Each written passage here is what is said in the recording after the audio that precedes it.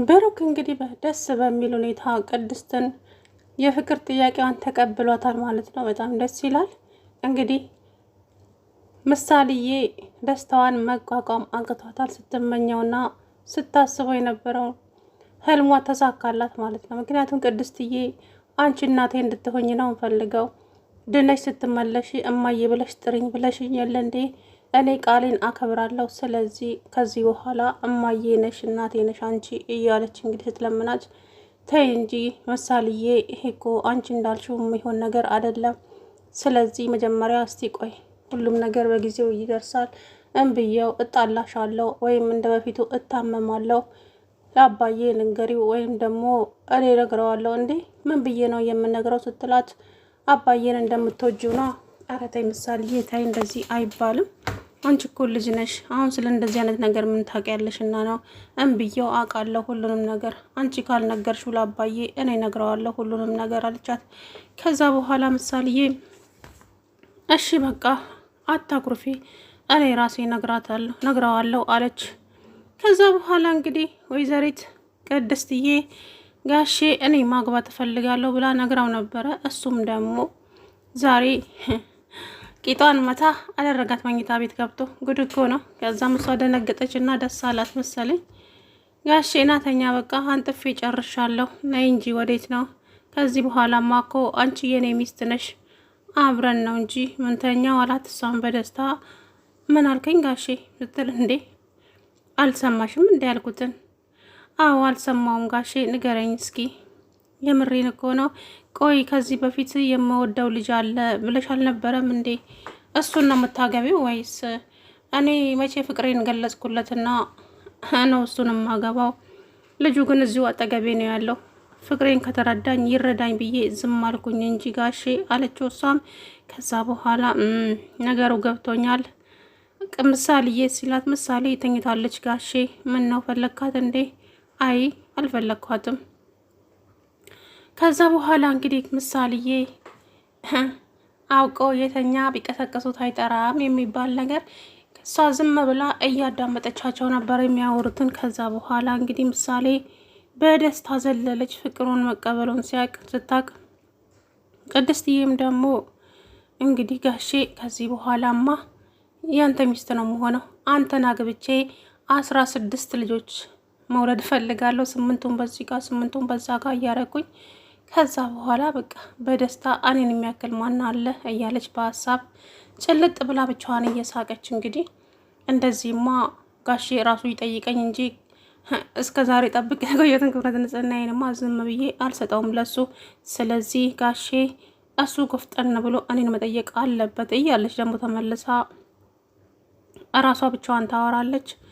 ከዛም እሱ መጣና እንግዲህ ነገሩን ወድም አዞረ ወደዛም አዞሮ አስቦ ሲያየው እቺ ልጅማ ከእጄ ማምለጥ የለባትም የራሴ ብቻ መሆን ነው ያለባት እያለ እንግዲህ እየተናገረ እያለ ትናንትና አስባችሁት።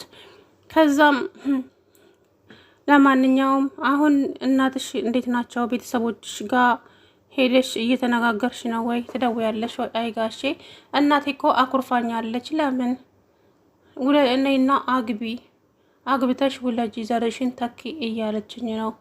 እኔም ደግሞ እሷን ባትለኝ እኔም እኮ አስቤያለሁ ጋሼ ሄጄ ቤተሰቤ ጋር እንዲድሩኝና በቃ የራሴን ህይወት መስርቼ መኖር ነው የምፈልገው።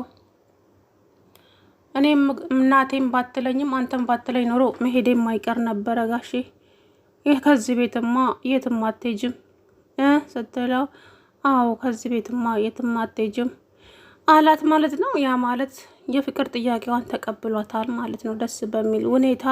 ከዛ በኋላ እንግዲህ እሷም እሺ ጋሼ እያለች እየተደናበረች እንግዲህ ቀስ በቀስ ሁለቱም ፍቅር ውስጥ ገቡ ማለት ነው። ከዛ ዳጣዬ እንግዲህ ዝና ነው ያባረረኝ ብላ ስትሮጥ ገባችባቸው እንጂ እነሱ ሌላ ዓለም ውስጥ ነበሩ። ዳጣ ዘላ ስትገባ ብሩክ ደነገጠ። አቀርቅሮ ቀረ። እንዴ አጉል ሰዓት መጣሁ እንዴ ምንድን ነው ምናምን እያለች እንግዲህ ሞገስም ዛሬ ከዝና ጋር እንግዲህ እኩል ተፋጠጡ። ምክንያቱም ያው አልመታውም፣ ነገር ግን ደግሞ እሱ የቱ ጋር እንደሚጠቀምና የት አካባቢ ቤት እንደተከራየ ለማወቅ ከሆነ ሰው የእሱን ኤቲኤም ቁጥር አስገብቶ አድራሻውን ነገረው ማለት ነው። በዛ በአድራሻው መሰረት እንትናን አገኘው። ዳጣ ስትደውልለት ቆይ አሁን አትደውይልኝ፣ በኋላ እደውልልሻለሁ እኔ ራሴ አላት ሞገስ። ሰላም ውድና የተከበራችሁ የተስፋ ቻናል ቤተሰቦች እንዴት ናችሁ? ደህና ናችሁ? አለሁ ደህና ነኝ። እንግዲህ ብሩክና ቅድስትዬ በመጨረሻም ፍቅራቸውን ተገላለጹ ማለት ነው። ደስ በሚል ሁኔታ በጣም ደስ ይላል። እውነት ለመናገር እኔ ራሴ በጣም ደስ ብሎኛል።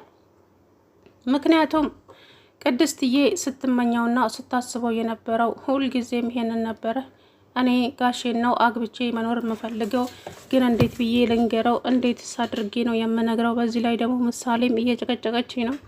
እንዴት አድርጌ ነው አሁን ጋሼ የኔ ባል ሁን ምለው? ጌታ ሆይ እባክህን የሆነ መል አምጣና እኔ እንድናገር ፍቀድልኝ እያለች እንግዲህ ሰሞኑን ብቻዋን እያወራች ነበረ። ግን ደፈር ብላ ትናንትና ነገረችው። እሱም ደግሞ ዛሬ እንግዲህ ቂጧን መታ አደረጋት መኝታ ቤት ገብቶ፣ እሷም ደስ አላት።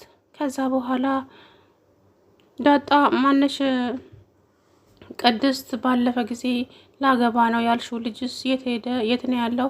አይጋሼ ፍቅሬን መቼ ተቀበለኝና መቼ ነገርኩትና ነው? እሱማ እዚሁ እኔ ስር ነው ያለው። ለነገሩ ቶ አሁን እጂ ማግባቴ የማይቀር ነው አለችው። እንዴ ከዚህ ቤትማ የትም መንቀሳቀስ አይቻልም አላት። እንዴ ለምን ጋሼ? እኔ እኮ የራሴን ህይወት መስርቼ መኖር እፈልጋለሁ ስትለው፣ አዎ ግን ደግሞ በቃ እኔ ከዚህ ቤት የትም እንድትሄጂ አልፈልግም አላት እሱ። ከዛ በኋላ እሷም ደስ አላት።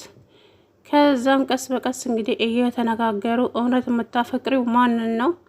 እውነቱን ንገሪኝ አላት። እሷም ደግሞ እንግዲህ አንተን ነው የማፈቅረው ጋሼ፣ እኔ አንተን ማፍቀር ቆይቻለሁ። ምክንያቱም መሀሌት እዚህ ቤት እያለች ነበረ አንተን የማፈቅረው፣ ግን ከዛሬ ነገ እነግርሃለሁ፣ ከዛሬ ነገ እነግርሃለሁ እያልኩኝ አንተን ብዙ ጣጣ መጣብህ። በዛው እኔም ሁሉንም ነገር ተውኩት እንጂ እኔ አንተን ማፍቀር የጀመርኩት ወይ ዛሬ ወይ ትላንትና አይደለም፣ በጣም ቆይቻለሁ ጋሼ አለችው እሷም። ከዛም እሱ በጣም ደስ አለውና ችግር የለውም ስለነገርሽኝ እንደውም አመሰግናለሁ። እኔ መሰለችማ እንቁላል የመሰልሽ ልጅ ከኔ ማምለጥ የለብሽም እያለ እንግዲህ ብቻውን ማውራት ጀመረ አቶ ሞገስ። ብሩክ ጋር ደውሎ እንግዲህ ይቅርታ ባክን ይቅርታ አድርግልኝ፣ ህይወት እኮ ያላንተ ባዶ ናት። እኔ ሁሉም ነገር ባዶ ሆኖብኛል። ስለዚህ ያላንተ መኖር አልችልም። ጓደኛዬ አውቃለሁ፣ ለልጄ ስል ራስ ወዳድ ሆኛለሁ። ቤቴን፣ ንብረቴን፣ ሁሉን ነገር አጥቻለሁ ለልጄ ስል፣ ግን ደግሞ አንተን ማጣት አልፈልግም። እባክህን ሞገስ ይቅርታ አድርግልኝ አለው። እሱም ደግሞ ችግር የለውም ምንም ችግር የለውም፣ ግን ብቻ እስኪ እንኳንም ልጅህ ዳነችልህ። እኔም እኮ እኔ እናንተ በአካል ባንገናኝም እኔም ብዙ ውለታ አድርጌልሃለሁ። ቅድስትም ለምሳሌ መታከሚያ ገንዘብ ስላነሰ ድንግልናዋ ልትሸጥ ነበረ። ዳጣም ደግሞ ብዙ ነገር አድርጋለች። ሁሉም ባለ ውለታህ ናቸው። አረሳም። ሰው ለታምራሳ ሰው አይደለውም፣ ግን አንተ ይቅርታ እንድታረግልኝ ነው ፈልገው። እባክህን ሞገስ አይምሮዬ እኮ እረፍት አጣ ሲለው፣ እሱም ደግሞ እሺ በቃ ችግር የለውም እኔ እናንተ ስንገናኝ እናወራለን። አሁን ግን ስልክ የማወራበት ቦታ ላይ አይደለውም። ስለዚህ ይቅርታ እባክህን ሞገስ ብሩክ አለው። እሺ በቃ ተባብለው እንግዲህ ወደ ስልኩ ሲሄድ ዝናዬ እየሮጠ መጥቶ ዛሬማ ከኔ ማምለጥ የለም፣ የምትገባበትን ቀዳዳ ፈልግ አቶ ሞገስ፣ ከዝና ማንም ሰው አምልጦ አያውቅም። ዛሬ የኔና ያንተ ነው፣ እንፋለማለን እኔና አንተ ሁለታችንም እዚች ጋር ተጋጥመን የሚመጣውን ነገር አሜን ብለን መቀበል ነው። ወይ እኔ ሞታለሁ ወይ አንተ ትሞታለህ። እኔ ሉላን ተቀምቼ በህይወት ቆሜ አልሄድም። ስለዚህ መሞትን እመርጣለሁ እያለ እንግዲህ ለምን ድብን አትልም? ምን አገባኝ ታዲያ የራስ ጉዳይ፣ እኔ ላይ መተህ ልትሞት ነው እንዴ ታዲያ እያለ ሞገስ አሁን ሉላ የት ነው ያለችው አላውቅም እንዳትጠጋኝ ብሎ እንግዲህ ግንባሩ ላይ ሽጉጡን ደቀነበት።